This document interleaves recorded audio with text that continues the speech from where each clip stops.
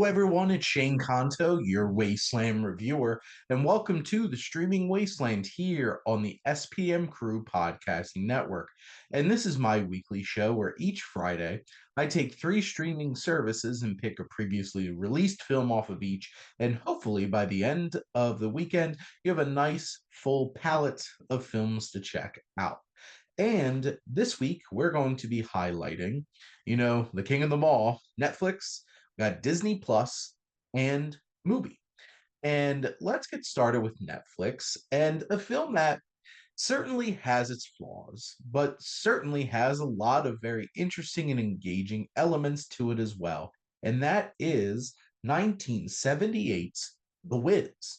And this film is, The Black Wizard of Oz. And this was a very popular Broadway show in the early 70s. And interestingly enough, director Sidney Lumet, who is one of the all-time great filmmakers, wound up directing this film and does all of his choices in terms of directing a musical really work.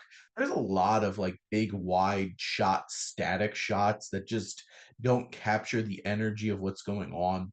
If you can get past that, there are a lot of great things about this film, and I think it's an interesting adaptation of The Wizard of Oz because it finds this very like urban and very like culturally African American experience that it portrays on screen. And there's a lot of different interesting elements on how this is brought to life. And it's very 70s. It channels that black exploitation experience of cinema and has those kinds of elements. And then you have a really fantastic cast. They definitely age up Dorothy to fit Diana Ross taking on this role. And Diana Ross is an incredible singer.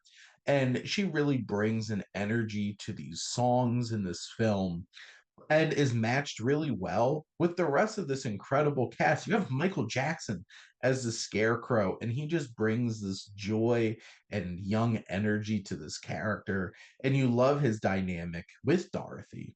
You have Nipsey Russell as the Tin Man, who brings a very specific vibe. I think Ted Ross as the Lion is so much fun. He apparently is one of the few that actually got brought over from the Broadway show, and he just has big energy and just absolutely kills it. Mabel King, who also got brought over from the show, playing Eveline, who's the Wicked Witch.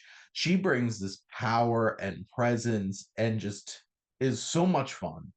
And you have Lena Horne, Glinda the Good. You have Richard Pryor as the Wiz. This is a fantastic cast.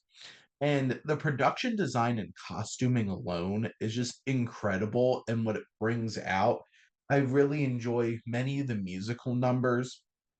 If you can get past some of the staler, maybe lacking directorial choices that didn't really match the energy of the show, you can really appreciate a lot of the elements that went into this. It's 2 hours and 15 minutes, and maybe it could have been a little tighter as well. But I'm not here to be like, I'm giving you all five-star movies.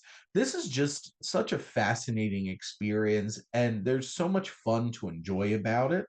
And give it a try. It's right there on Netflix. That's the whole, you know, gist of this experience is like these are on streaming, and you all have these streaming services, and this is just something a little bit different to give a chance and enjoy for sure. It's one that I watched a lot as a kid. I watched The Wizard of Oz, Return to Oz, the 80s really dark, demented sequel from Disney, and The Wiz a lot. So definitely one to go check out. Now let's jump over to Disney Plus, which includes Hulu as well at this point, and talk about 2002's My Big Fat Greek Wedding. And this film is one of the most charming, unexpected rom-coms probably ever, to be honest. And this was bankrolled by Tom Hanks and Rita Wilson and, you know, they were the producers on this. They got this made. And this is such a personal story for Nia Vardalos and her journey through this being a Greek American experience. And I'm just going to say this right now, being an Italian American, this film speaks to me because my fellow Mediterranean paisans, you throw in the Spaniards, Italians, and Greek people, we have a lot in common, especially Italian and Greek people. Replace all the Nickies with like the Michaels and the Tonys, and basically you have a very similar experience.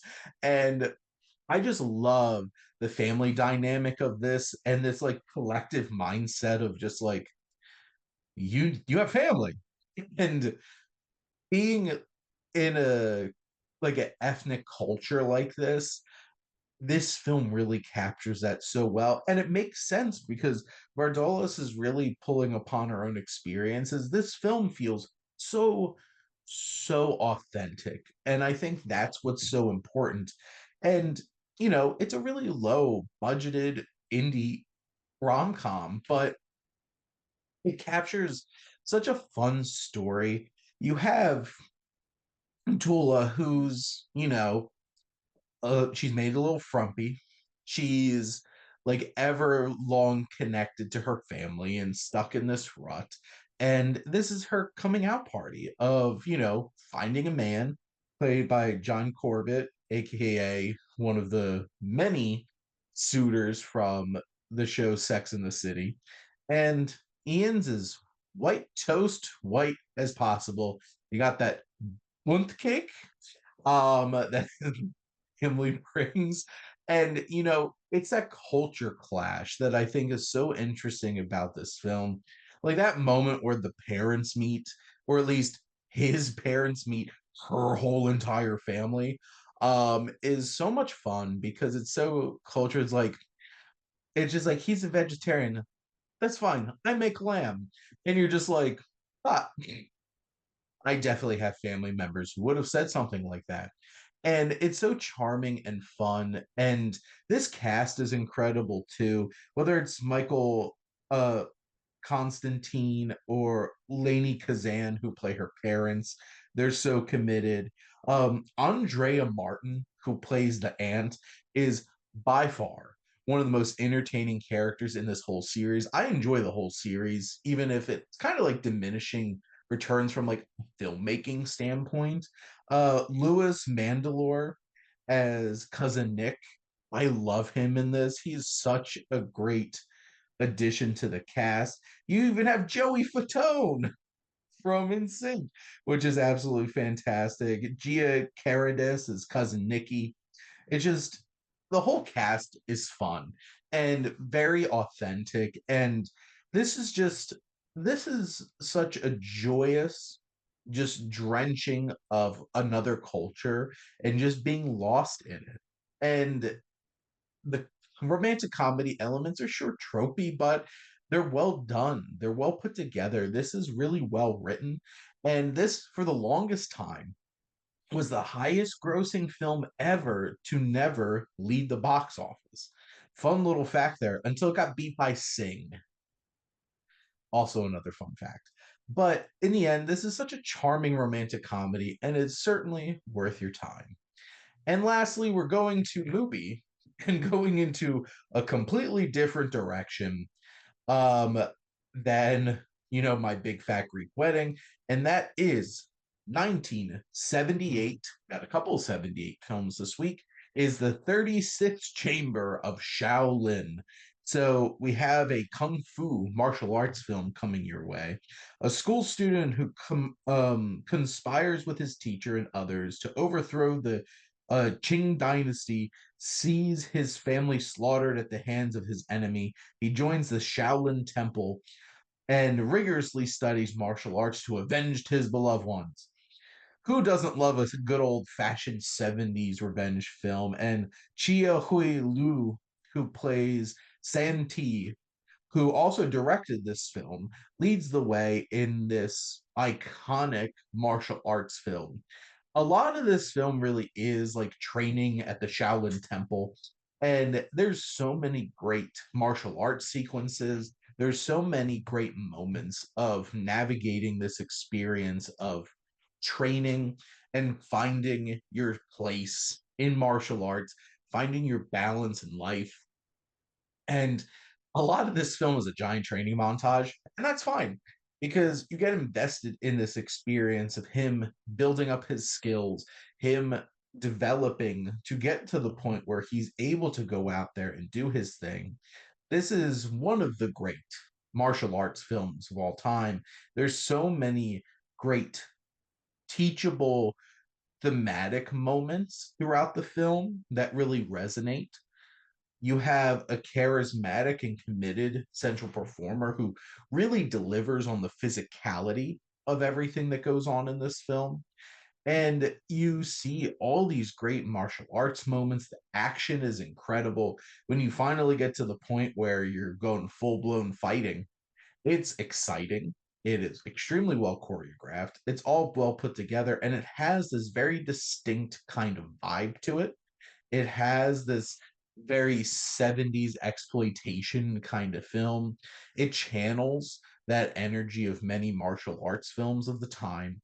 It's a fascinating journey. And if you're not really well versed in martial arts films, this is an interesting place to start because it really does capture that whole entire journey of training and getting to this point. And it is impactful, it's exciting, it has so many great moments of this journey and a strong central performance. It is the blueprint of so many revenge stories and martial arts films, and it just hits all the beats so perfectly well. And it's such a fascinating film and such a random film to be on movie. So take advantage of it. The movie one's honestly the really tough one to find older films to recommend because so much of movie is, which is a fantastic thing that it does, is channeling those new international films and like really small films that not a lot of people are paying attention to.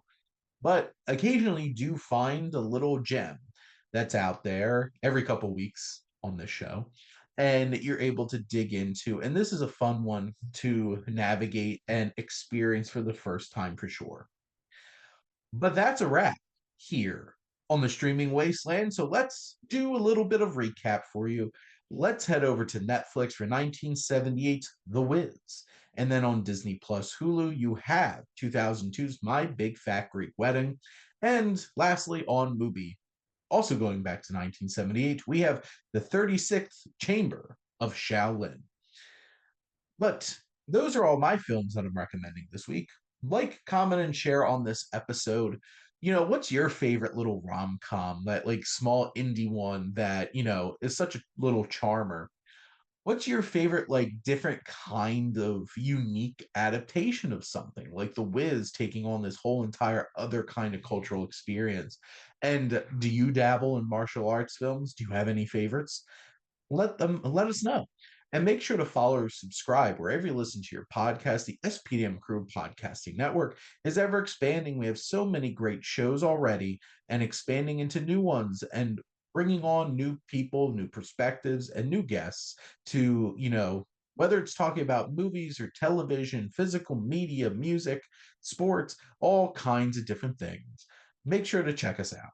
And if you like our logo, make sure to check out High Flyer Creative for all your digital marketing needs. But the most important thing, thank you as always for tuning in and supporting the streaming wasteland here on the SPDM Crew Podcasting Network.